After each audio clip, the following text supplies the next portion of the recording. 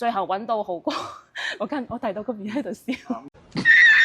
我客戶簡單採訪一下嚇，恭喜晒阿妹今日順利簽約。我有幾個問題簡單咁樣問問你啊。嗱，你響中山睇咗2-3年樓嘅，加我微信都加咗2-3年，點解最尾會揀到呢個樓盤，同埋亦都會揾到我去幫你去全程跟進呢個買樓嘅服務呢？可唔可以簡單分享一下？首先呢，就通過互聯網大數據刷到我哋豪哥嘅短視頻。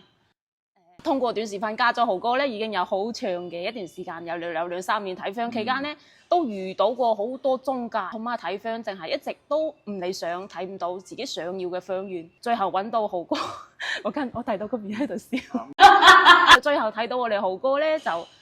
同豪哥有了解過呢度，佢就同我好精準咁分析到位，好短裏邊時間咧，佢同我一步到位分析到我想揾到我想要嘅房源。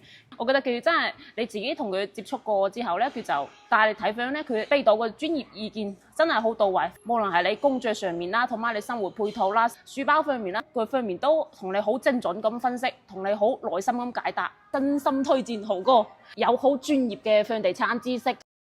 佢同其他中介確實係有唔同，即係接觸過，要自己親身咁同豪哥接觸過睇過房先可以感受到啊豪哥嘅真誠。好多謝豪哥幫我揀到呢套房，多謝。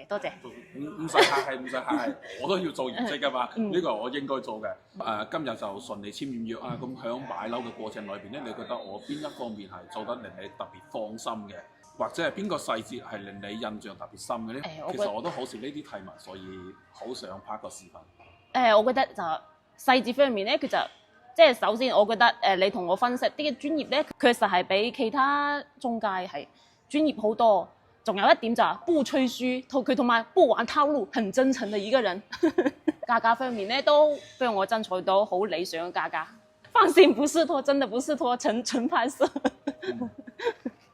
咁啊，再問多一個問題啊！咁你以後有朋友買樓會唔會揾我㗎？必須揾豪哥，專業靠譜，必須點讚。多謝，再次恭喜啊！同埋到時入貨記得請食飯喎。冇問題，記得上面多謝。有少嘅，咁啊簡單分享到呢一度先啦，拜拜。